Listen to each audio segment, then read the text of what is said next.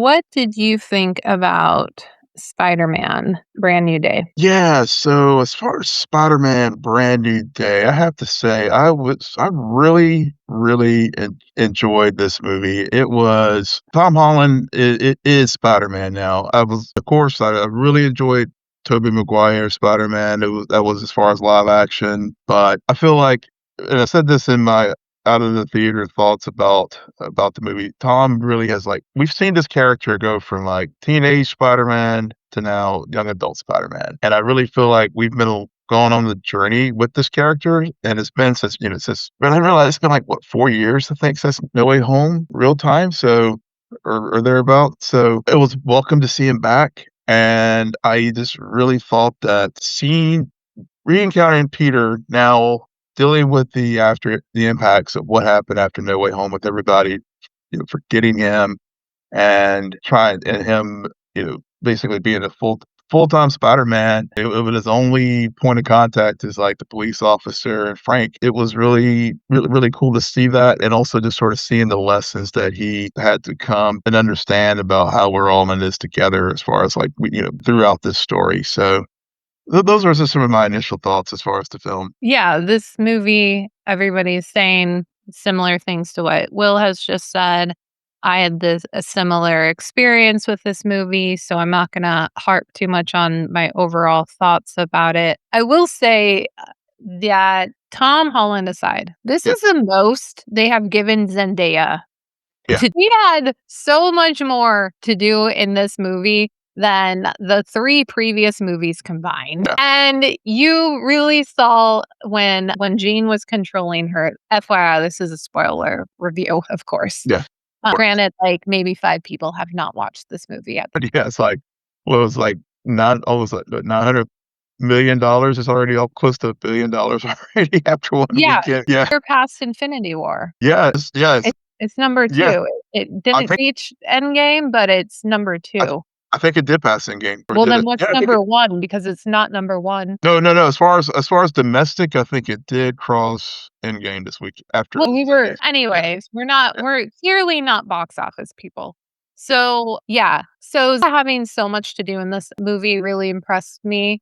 And then, you know you know how in the previous House of Dragon episode, I was just saying how I, like, will admit when I'm wrong, but I love even more admitting when I'm right, and I was so right about John Bernthal, and his chemistry with Tom Holland is just too good. It's Yeah, too good. I mean, I don't care that, like, yeah, they definitely tampered down Frank. This is the lightest we have ever seen Frank in the MCU. But we already got the dark stuff. So mhm. why not give us the comedic stuff? Why not give us the big brother and the old man who clearly doesn't know when he's out of his Yeah, he does and he doesn't, yeah, because when they were going up against the Hulk, it was kinda like, "Yeah, I need you to go over there because I've realized that I just shot the Hulk, and I yeah, don't think he's too happy with me right now, so I need you yep, to take care of it."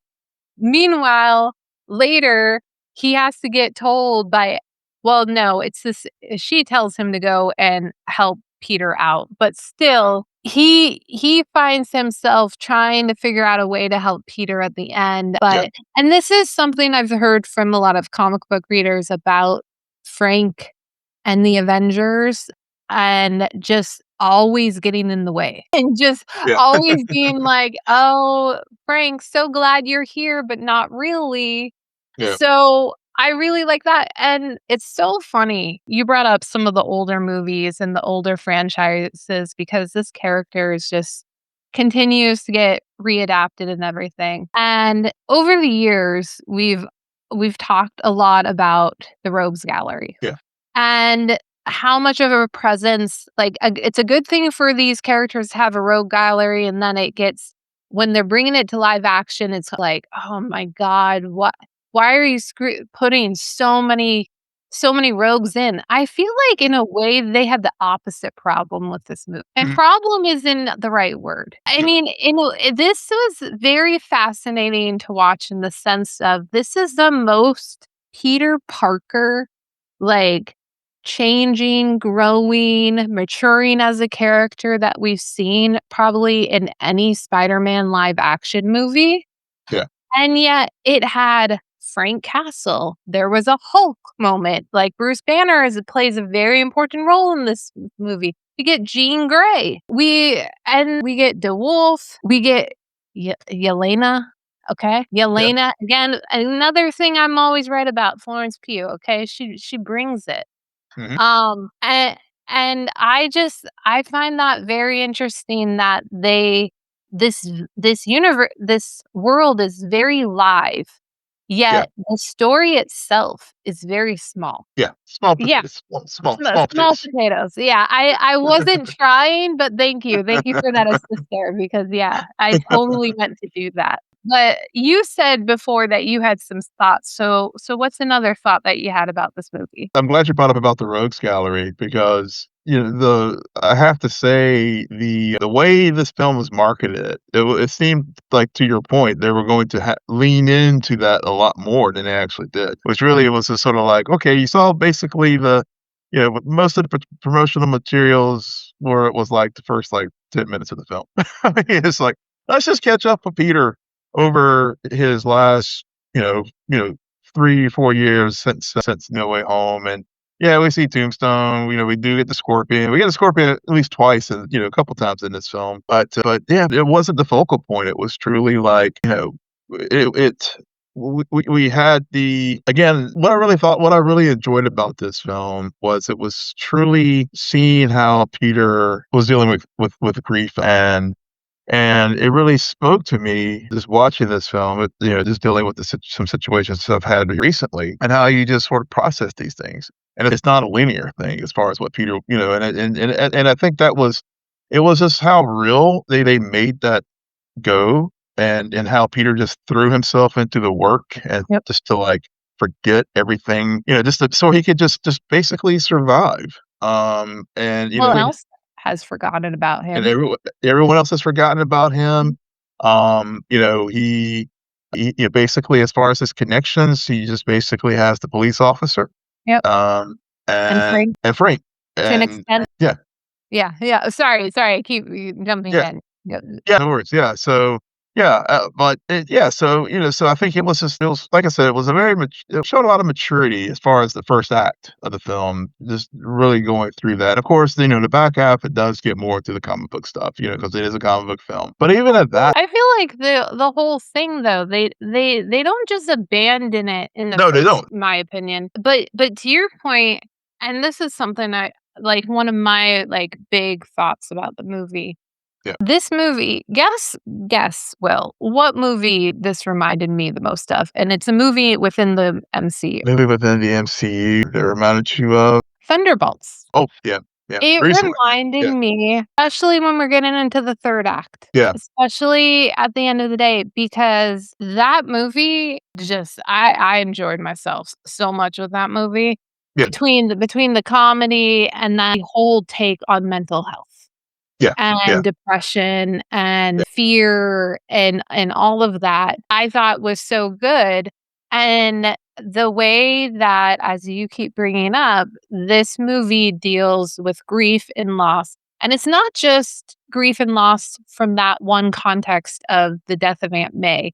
It's no, also the grief and loss of his childhood, of his friends, of his I know they're married in real life. Love of his life. yeah, yeah, yeah, and how So the there's like this other grief that is happening to him that yeah, he just is getting overwhelmed with. mhm, And because there's that moment between him and Jean yeah, Grey, yep, who's also dealing with the grief and loss of her of her own sister. sister, Yep, yep, they have that moment and the scene with Aunt May.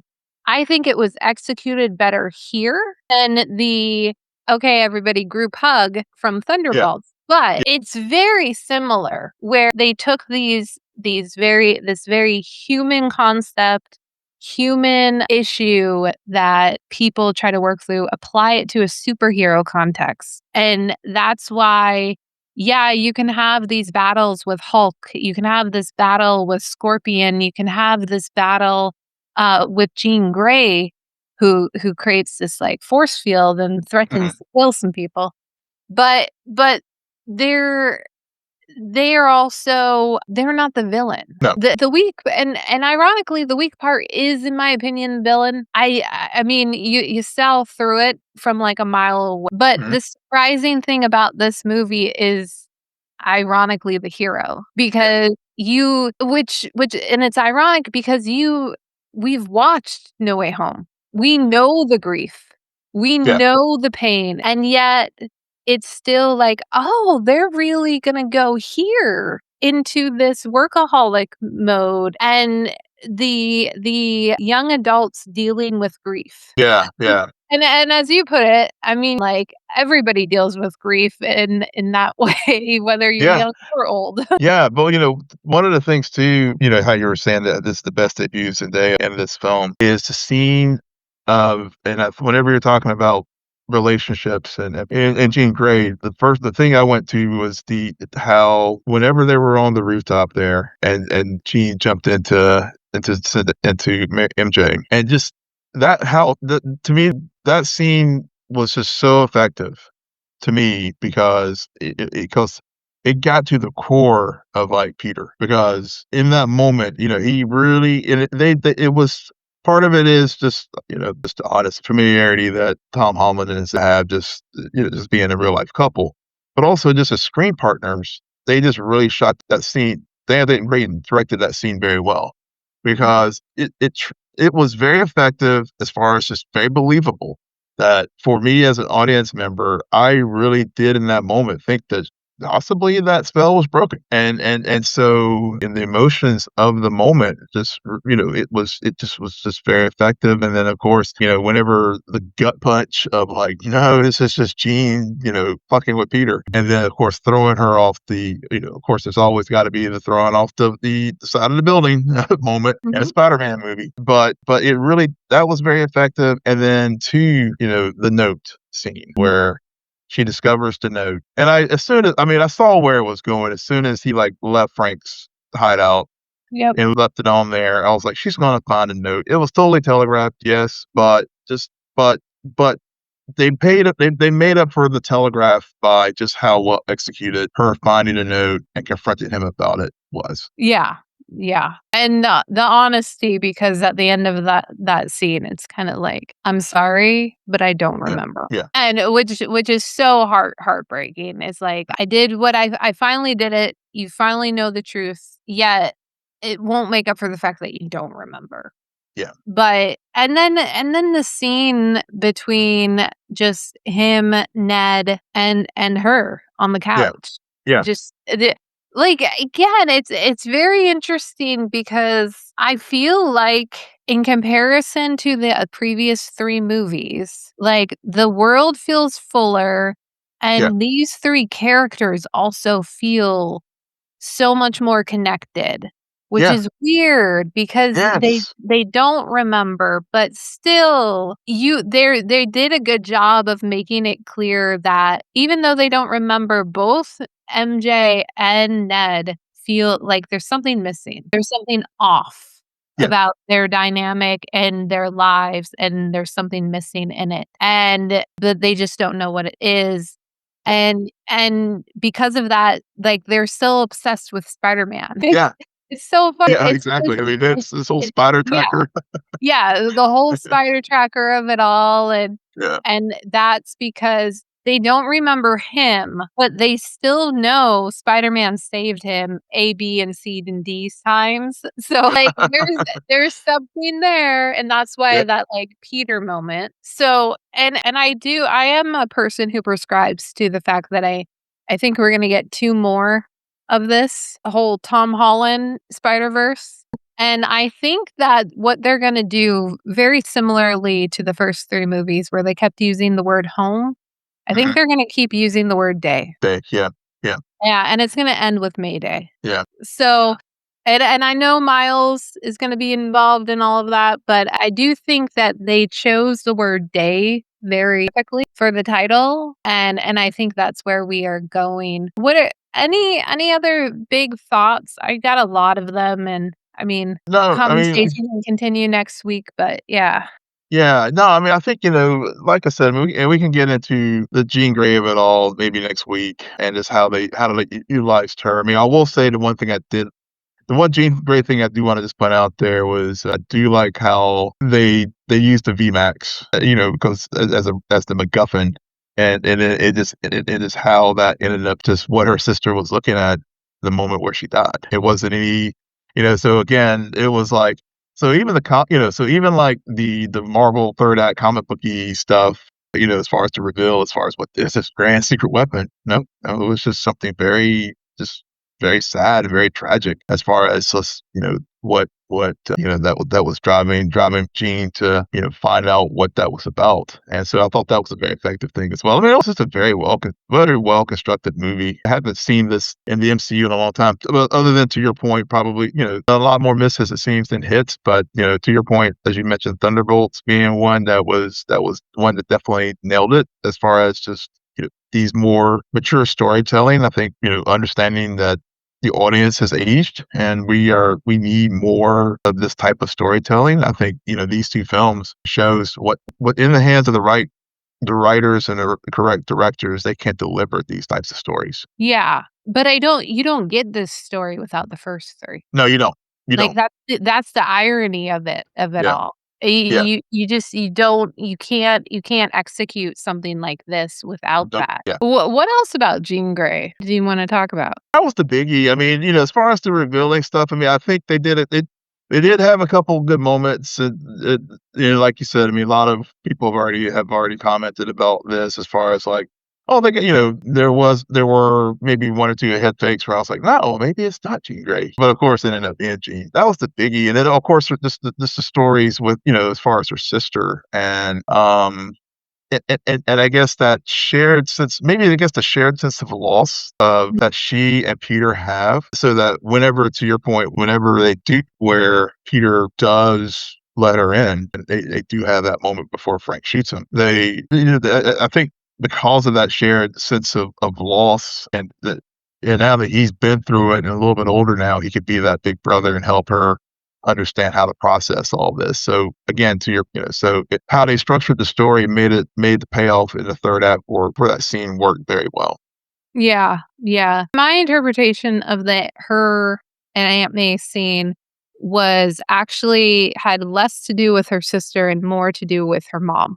As in the flashback, they Yeah, talk about the mom, they talked about mom. and the resentful nature. And Peter was fortunate enough to be an orphan, but have Aunt May. Jean Grey did not have an Aunt Did May. not. Yeah, So, and neither did Sarah Gray. So, right. my thing about the Jean Grey in this movie is that it felt slighted. I am so glad I stopped listening to things about this movie. I stopped Same. watching things. I've seen one trailer, but I still knew she was Jean Grey. So despite all that, the reveal didn't catch me. I knew it all the time, but I also, when I say that I think a shortfall or shortcoming of this movie is Jean Grey got a bit slighted, I just say that in a sense of this isn't Jean Grey's movie. No. So, of course she got slighted Mhm. because this is all about Peter Parker Yep. and his world, as it Yep. should be. Yep. So, they couldn't do that. And Yep. they also are like, this is a starting point for her character, and she's gonna go off and tell her Yeah. own story. It's called Yep. the Phoenix Saga. But we so I wanted more mainly because I really like Sadie Sink. Mhm.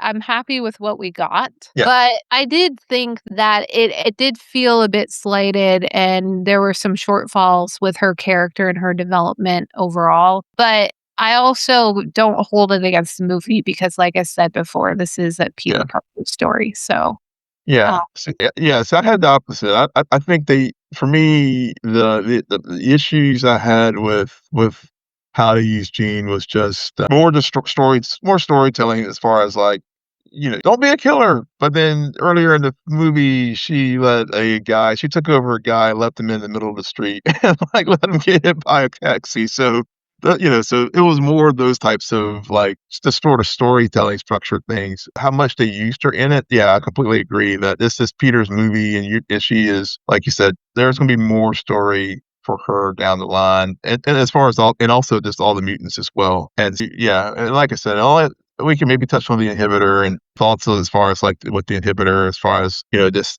how they had used that to try to inhibit our powers, but also, how people sometimes just try to find things to, like, instead of expressing how they feel and stuff. Whole, Numb the pain.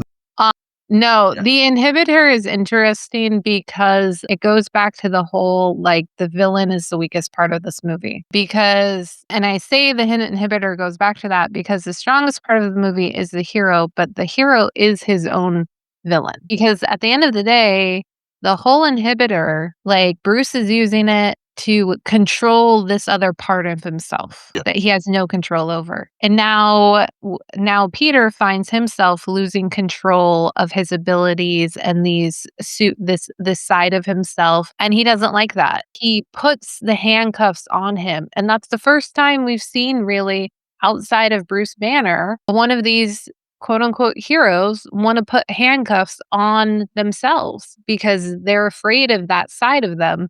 And he almost kills a cop in the yeah, movie. yeah, And so he knows that these powers are overcoming and he's starting to lose control of them.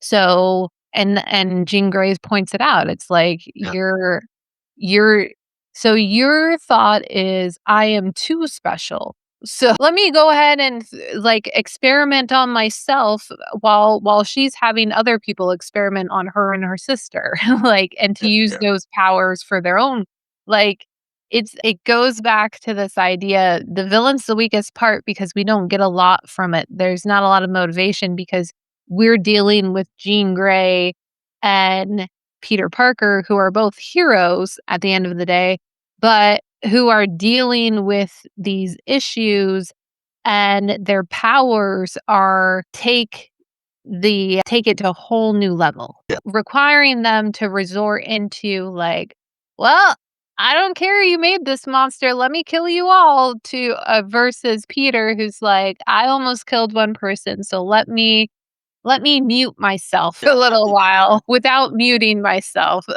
Yeah, yeah, yeah. That was my thought about the whole inhibitor. yeah, So, and I love that Hulk was the only one who remembered Peter. So, yeah, those are yeah. my thoughts about Spider-Man: A Brand New Day. Yeah, So, go ahead and tell us where they can find you. yes, you can find me at Will and Polk on all the socials. WILLMPOLK. And you can find me there too at SJ Belmont, SJBELMONT. Please follow our crew on X, formerly known as Twitter, at Scene a Nerd on Blue Sky. Friend us on Facebook, follow us on Instagram and Threads at @scene_nerd, and visit our website, www.sceneandnerdpodcast.com.